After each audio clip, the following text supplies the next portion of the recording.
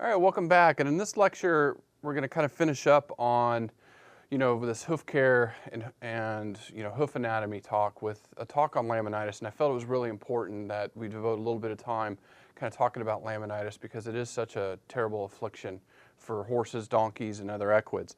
Now, I start this lecture off talking about Barbaro, and for many people that may remember Barbaro, in 2006 he won the Kentucky Derby in fantastic fashion, and there was a lot of talk that this was the next Triple Crown winner, and I know we kind of say that every year with the Kentucky Derby winner, but Barbaro was just such a phenomenal athlete that people were really starting to believe this. And he was going to the Preakness, which is the second leg of the Triple Crown, and he was the heavy favorite. And he, in the initial stretch run, passing through in front of the grandstands, he was suddenly pulled up by his jockey. The jockey jumps off, and you can see there, these are some pictures that were taken immediately. And he had broken his cannon bone, his sesamoid bone, and the long pastern bone. And so he was immediately out of the race, and everybody's attention, turned away from, we don't care about the race, we now care about Barbaro. So he was carried by an ambulance that was covered by all the news channels here in the United States as they went up the highway to New Bolton Center up in Pennsylvania, which is a world-renowned equine hospital. And he underwent surgery to repair those broken bones, as you can see in these x-rays. That's the initial broken right hind leg, and then after all of the surgery he went through, which was led by Dr. Dean Richardson, and his surgical team did this, and I was actually very fortunate to listen to him speak after this incident happened, and kind of the phenomenal, skills that these veterinarians have in repairing the legs. So Barbaro went through surgery, and his right hind leg was healing well. He was on the mend, and things were looking really, really good for him. But then, unfortunately, a few months later, he started to show signs of laminitis in his hind left leg, and as you can imagine, he couldn't rest his weight on his right leg, so he rested all of his hind weight on his left leg, and that had a dramatic impact on the hoof health there. So he went through another round of surgeries, and this is a picture after some of the surgeries where they went in and tried to help repair some of that damage in that hind left leg with the laminitis. And again, he seemed to rebound and do really well, and he was on the mend. But then, unfortunately, again, with not being able to put weight on those hind legs, all the weight was on the front end of Barbaro. Both his front legs started to become laminitic, and he started to lose function of those hooves. And just due to the poor quality of life that he was leading, and Dr. Richardson actually, you could still hear the pain in his voice. They euthanized Barbaro in January 2007. And I use this story just to kind of capture your attention and to really underline how important it is to care for a horse's feet or a donkey's feet or a mule's feet, and how to take care of them and prevent some of these things that can cause laminitis. Now we'll kind of go into what is laminitis, and sometimes you'll hear this referred to as founder, so that's a common term that people use it. But what happens is, laminitis, laminae, remember going back to our hoof anatomy, is you get inflammation in that laminae, and so there's an interrupted blood supply, and you start to get some breakdown of the lamina sheets that's holding everything together in there. So if we go back to our hoof anatomy, we remember this laminar interface where we have these interlocking fingers and sheets of laminae that are holding that outer hoof wall with that inner hoof. And then you also have the coffin bone here. So all of that laminae is holding that in place. Well, when you get some of this inflammation and some breakdown of that interface, you start to get some what we see rotation of the coffin bone. So what's pulling on that coffin bone is, if you remember, that deep digital flexor tendon that's running down here. Okay, so when you get disrupted blood supply here and this laminar interface starts to break down, it will start to pull and rotate that cannon bone. And I have some better pictures that's going to illustrate this for you. But that's where we start to see the breakdown in the hoof.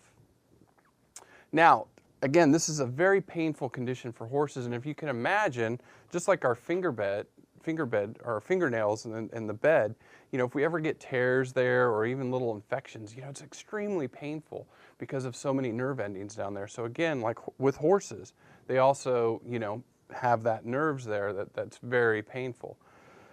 Now, if we look at the normal anatomy of the hoof, you can see that, and with almost the coffin bone almost pointing straight down, but not quite. It's almost like they're on their tippy toes.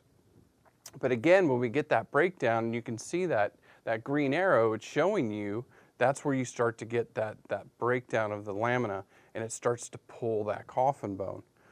Now, looking at these slides, you can see where that coffin bone starts to rotate, and then it also sinks down.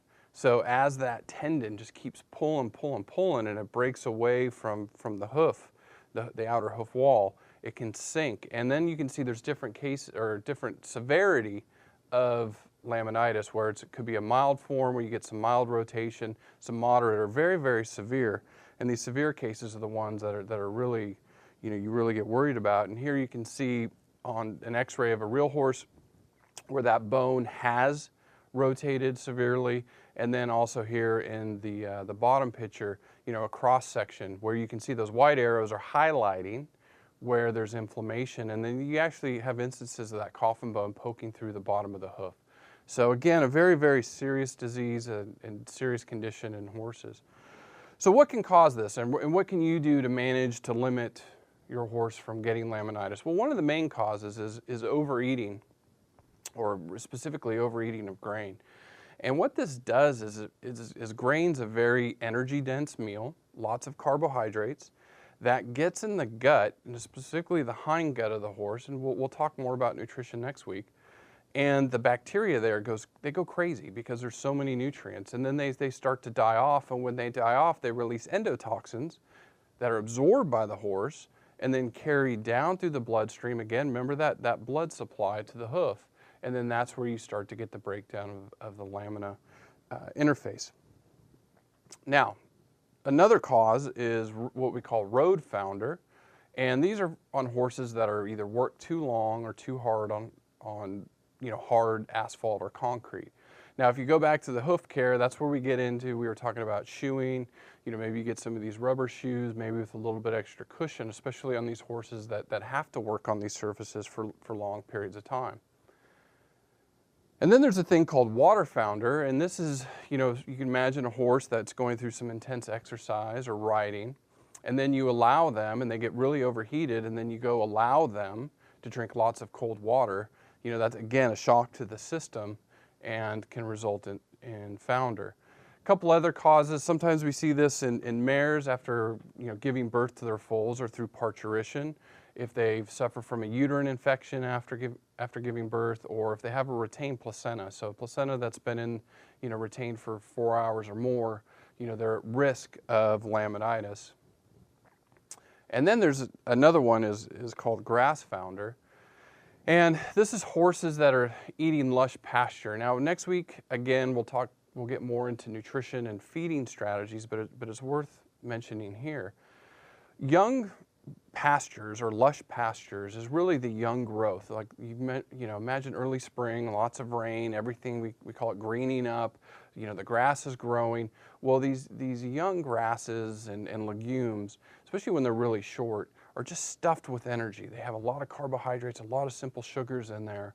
And so if you turn out a horse that's been eating hay for a long time, something that's dry and less energy dense, and you turn them out on a lush pasture, they're getting tons and tons of energy in their digestive tract.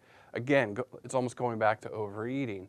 So there's different strategies you can do to limit, which we're going to cover, which leads me right into management tips. And the first thing you can do is you always want to secure and store your feed properly, and we'll touch upon this maybe a little bit more next week too. Horses are very inquisitive, and the picture on the right is actually from a video of this Frisian horse that was letting himself out of his stall. Actually, it's a pretty funny video if you can find it on YouTube, and actually goes by a stall, says, "Oh, you're not my friend." Goes down to the next stall, and that's the horse unlocking that stall to let them out. Well, they'll let themselves out, they'll go to the feed room, and if your feed's not secure, they will gorge themselves and eat as much grain as they can. So, they're overwhelming the digestive tract, the digestive system, and that can lead to laminitis. So you want to make sure all your feed's properly secured and stored, so if a horse does not get out. Now, again, we'll talk about nutrient requirements next week, and also how to add weight to a horse safely. You can do this in a safe manner rather than overfeeding them. And this picture obviously is not a real horse, if anybody's wondering, but I just love this picture because, everybody always laughs when they see it, and it's something I use to really illustrate you do not want to overfeed your horses. Now, getting back to, this lush forage, some strategies you may want to employ is, what we call limited turnout time. So especially a horse that's been, eating lots of hay, dry hay over winter, and you're going to release them out in the spring, or they're stalled a lot or kept in paddocks a lot, and you have this lush pasture that you want to put them out on. Day one, you put them out for 20, 30 minutes max, and then pull them back in. And then you increase that time slowly. And this allows the digestive tract to adjust to these nutrient-dense grasses. Other things you can do, you can feed them hay before you turn them out on pasture. They do get a thing called gut fill, so they can fill up their stomachs with hay, and then they're not going to graze as much. Or you can get these things that are called grazing muzzles that go over them. And they can nibble a little bit through there on the longer stem forage, but these really young grasses, they have a really difficult time pulling them up and getting at them. So there's different strategies you can use to try to limit that. And then also horses need exercise. I mean, especially if they're kept in stalls or small paddocks, they need to get out, they need to run, they need to get the fresh air, they need to be able to be a horse. It's not just for their mental well-being, but also for their physical health, and hoof health. So again, if you are keeping a horse stalled, they need to get turned out daily for at least an hour, if not 2 hours or more. And then just finally, proper hoof care. I mean, this is where, the purpose of covering these last couple lectures is, again, to underline how important it is to care for their feet, because if you go back to that first saying, no hoof, no horse, or no hoof, no donkey, or no hoof, no mule, you need to really take care of their feet and manage them nutritionally to prevent some of these, terrible disorders that we see. So now we're going to turn to something fun, more exciting than laminitis. I think laminitis is something that we really, really needed to cover. But next we're going to start going into things like coat colors, identifying horses, we'll look at markings, and then that will wrap up week 2. So I'll see you then.